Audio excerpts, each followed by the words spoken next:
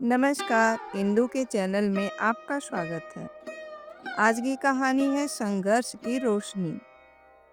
गांव के शांत माहौल में बसी छोटी सी बस्ती नवजोत जहां लोगों की जिंदगी ना कठिनाइयों और संघर्षों से भरी हुई थी। वहां की मिट्टी में मेहनत की महक थी, लेकिन हर किसी के दिल में कुछ सपने भी थे। इस कहानी की शुरुआत होती है राधा से, जो एक साधारण ग्रामीण महिला थी।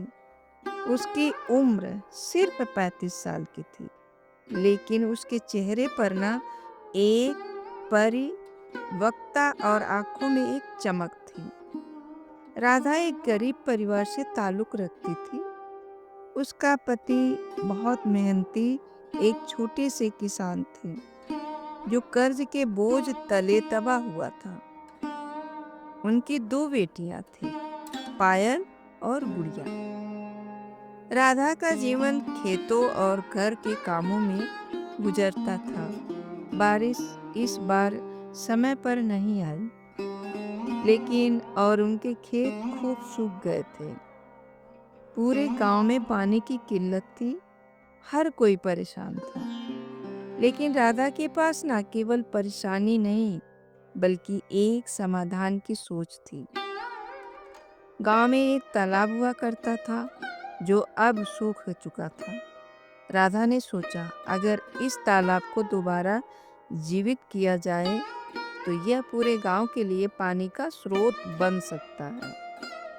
लेकिन समस्या यही नहीं थी, लोगों में विश्वास और एकजुटता की कमी भी थी। आवाज उठाना। राधा ने गांव की पंचायत में अपनी बात रखी। उसने कहा, अगर हम सब मिलकर तालाब को खोदें और इसे दोबारा भरने का प्रयास करें तो हमें खेती के लिए पानी मिल सकता है। हमारी आने वाली पीढ़ी के लिए भी यह एक वरदान होगा। लेकिन कुछ लोगों ने राधा का समर्थन किया और कुछ ने उसका मजाक उड़ाया। एक महिला होकर तू हमें सिखाएगी, एक बुजुर्ग आदमी ने कहा। राधा ने मुस्कुराकर जवाब दिया, जब बात परिवार की हो तो महिलाएं सबसे आगे रहती हैं, और यह गांव हमारा परिवार है। राधा ने अकेले ही तालाब की सफाई शुरू कर दी। सुबह सुबह वह अपने घर से फावड़ा और टोकरी लेकर निकलती और दिन भर काम करती।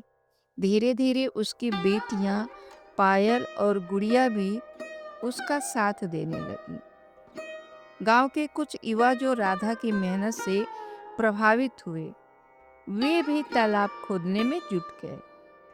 अब यह छोटा सा प्रयास एक बड़ा आंदोलन बनने लगा।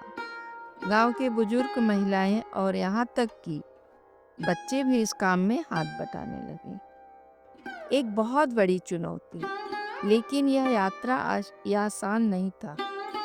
एक दिन गांव के जमींदार ने पंचायत में आकर कहा, यह तालाब मेरी जमीन पर है। अगर किसी ने इसे छुआ तो मैं पुलिस बुलवा दूंगा। यह सुनकर लोग डर गए और काम बंद कर दिया। राधा ने जमींदार से बात करने की कोशिश की, लेकिन उसने कहा, यह तालाब सिर्फ आपकी जमीन का हिस्सा नहीं है, यह पूरे गांव की जिंदगी भर का आधार है। लेकिन जमींदार अपनी जिद पर अड़ा ही रहा। हार न मानने की प्रेरणा। जब राधा ने हार नहीं मानी, उसने गांव के सभी लोगों को एकजुट किया और जिला अधिकारी से मिलने गई। उसने अधिकारियों को गांव की हालत समझाई और तालाब के महत्व पर जोर दिया। अधिकारियों ने राधा की बात को गंभीरता से लिया और जमींदार को कानूनी तौर पर तालाब पर रोक लगाने से मना कर दिया। नतीजा, गांव वालों ने मिलकर 3 महीने में तालाब की सफाई कर ली, लेकिन मानसून का इंतजार था और जब पहली बारिश हुई तो तालाब पानी से भर गया। राधा की मेहनत रंग लाई थी। गांव के खेत हरे भरे हो गए। लोगों को पानी के लिए भटकना नहीं पड़ा। राधा को अब हर कोई सम्मान की नजर से देखता था। जमींदार ने भी अपनी गलती मानी और राधा से माफी मांगी। नई शुरुआत तब हुई जब यह तालाब अब राधा तालाब के नाम से जाना जाने लगा। गांव के लोग कहते यह तालाब सिर्फ पानी का स्रोत नहीं है, यह हमारी एकता और राधा की मेहनत का प्रतीक है। राधा की कहानी ने पूरे क्षेत्र में मिसाल कायम की। दूसरे गांव भी अपनी समस्याओं को हल करने के लिए एकजुट होने लगे। तो दोस्तों, यह कहानी हमें सिखाती है कि अगर एक व्यक्ति ठान ले तो वह अकेले भी बदलाव की शुरुआत कर सकता है। संघर्ष चाहे कितना भी बड़ा क्यों ना हो, अगर दृढ़ निश्चय और एकता हो तो हर समस्या का हल निकाला जा सकता है।